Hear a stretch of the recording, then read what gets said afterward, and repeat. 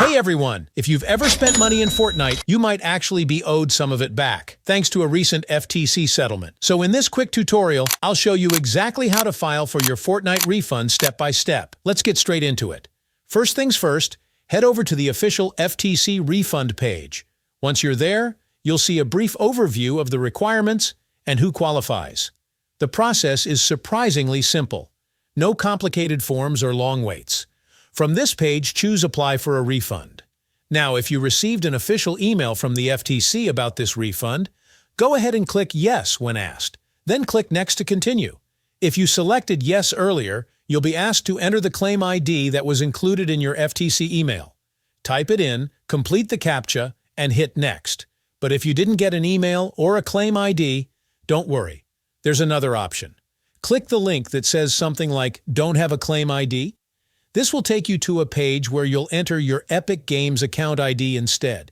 If you're not sure what your Epic account ID is, here's how to find it. Go to epicgames.com and log into your account. Click on your profile icon, then select Account. At the top of the page, you'll see your Epic account ID. Copy that string of numbers and letters, then head back to the FTC Refund page. Paste your Epic ID into both fields. They'll ask you to enter it twice. Complete the CAPTCHA, and click Next. Since I'm not based in the US, I get a message saying I'm not eligible for this refund. If you're from outside the United States, you'll likely see the same message. But if you are in the US and still get that message, it could mean you're not eligible either. In that case, scroll down the page. There's a support email address provided that you can use to get help or clarification directly from the FTC. Now, if you are eligible, you'll be taken to a screen where you'll be asked to provide details about your in-game purchases made during the qualifying time period. Make sure you have that info ready. Just follow the prompts on each screen until you get a final confirmation that your claim has been submitted.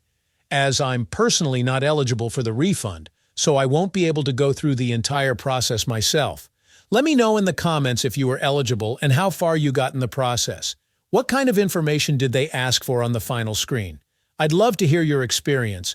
If you found this tutorial helpful, go ahead and like this video, subscribe to the channel, and turn on notifications for more updates just like this. Thanks for watching, and good luck with your refund.